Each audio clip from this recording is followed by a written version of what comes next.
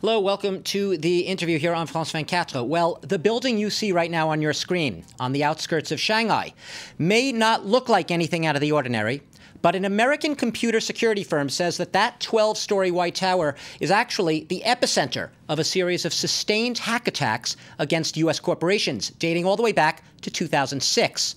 And now here's where it gets very interesting. That building also happens to be the headquarters of a secretive Chinese Army unit. Now, my guest today is joining me from Washington, D.C., Grady Summers. You are vice president of Mandiant, and yours is the company that spent 6 years tracing hundreds of hack attacks to that tower our viewers just saw on the screen. And your company's just released a 60-page report detailing what you found. Thanks for being here. I want to cut right to the chase.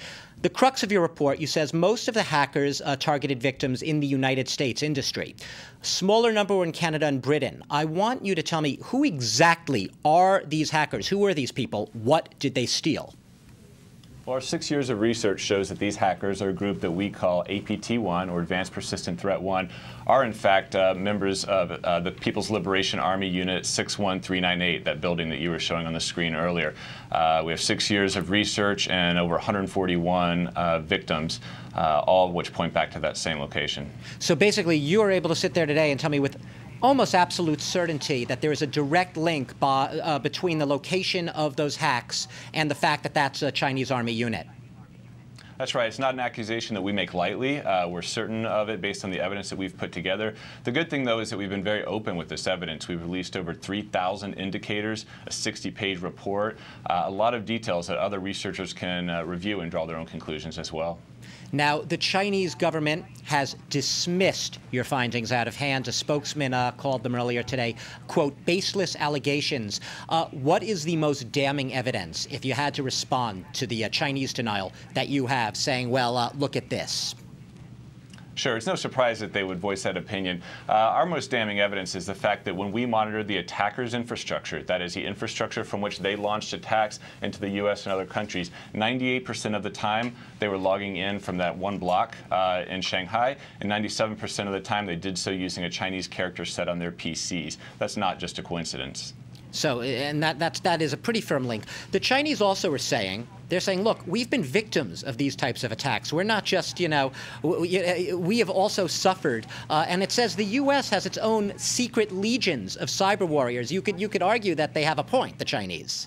Sure. Well, I'm not here as an apologist for U.S. cyber policy, but one thing I will say that's very different is that what we see here is Chinese state-sponsored attack groups going after a private industry.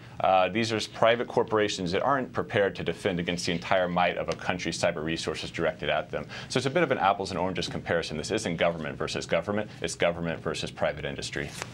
Now, you work for both companies, I assume, and for governments. And how does it work usually? A government suspects that it's been targeted or it's been having problems with hackers, and they come to you. And what's the first thing you usually do?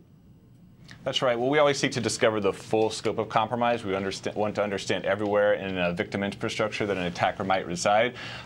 Government is usually pretty well prepared to deal with this. It's the private industry that really suffers, and we're hoping by releasing 3,000 indicators today, industry can use that to detect these attackers and kick them out of their networks. What about the U.S. government itself? I mean, you've released your report, as you said, to bring greater visibility to this issue. The Obama administration, though, was on top of this long ago. Do you feel the U.S. government has protected its own grids, its own networks well enough? You know, it's hard to say. I know that we've been making a lot of strides in that area. It's our hope by releasing a report, though, that highlights China's activities against Western organizations, that we can hopefully add to that national dialogue that President Obama and members of his staff have on this issue when they talk to China. But has Mandiant been working closely, consulting with the U.S. intelligence agencies on this?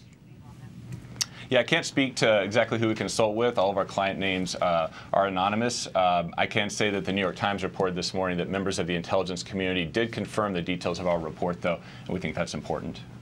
So basically, you are working, though, is it safe to assume you are working with a number of governments on either a formal or an informal basis, trying to trace these hackers? Obviously, I would just say that we share any of these results with the U.S. government. We're happy to share our indicators, and obviously they're usually the first to know when there's something like this that's breaking.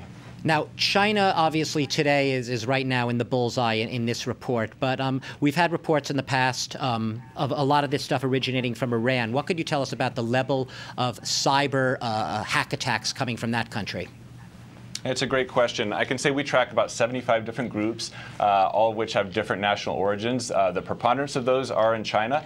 They tend to make up the bulk of the attackers. What makes them different, though, are that when we see other countries attack, they usually try to be much more subtle. China appears to be somewhat more brazen, and that they're maybe not as concerned if they get caught, which probably contributes to why we see so much evidence linking China back to attacks of these types. So I could assume your guess would be that after this report came out, well, your report followed by the New York Times report on your report, that the people inside that Shanghai tower are not too nervous today. They're not really making much of it.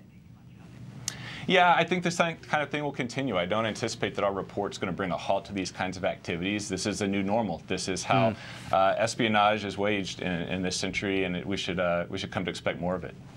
What can a company concretely do, or a government for that matter, do to protect themselves? I mean, because it would seem that there is no foolproof safeguard against these types of hacks. You're exactly right. There's no foolproof way to stop these types of attacks. We always recommend that companies focus on detecting these attacks quickly. They're inevitable. They will happen. But if you can detect them quickly, you can usually eject an attacker before they can do much damage or steal many documents from your network. So quick detection is a key. In this case, with the secretive Chinese army unit, they were, I guess, presumably what, after secret company information, emails of high-level employees. What is the most precious piece of information that they're typically after?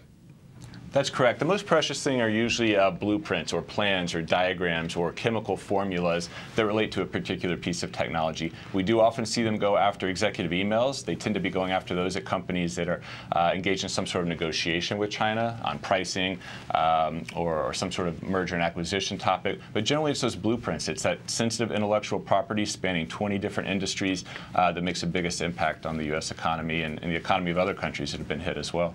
Now, I guess one of the biggest fears, Grady, circulating when we think of hack attacks is the possibility, eventuality, that if they get bad enough, the hackers could shut down entire grids, urban electricity grids, pipelines, gas, oil.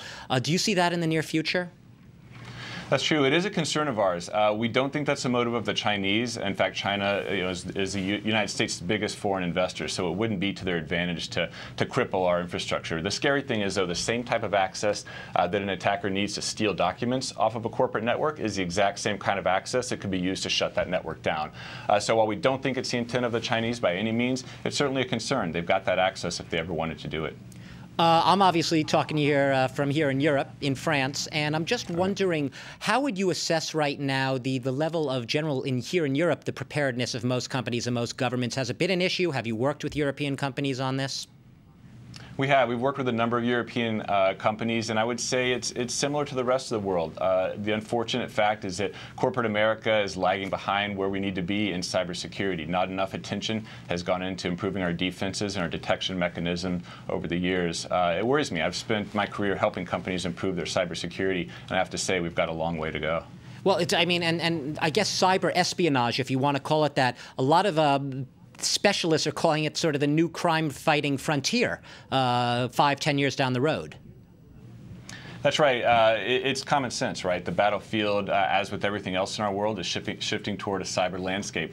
That's why you have companies like Mandiant that are trying to stand in the gap there and do what we can to help protect our clients, providing the 3,000 indicators we provide today, providing the technology and the services that we provide to our clients on a daily basis, because it's a growing gap and somebody's got to fill that gap.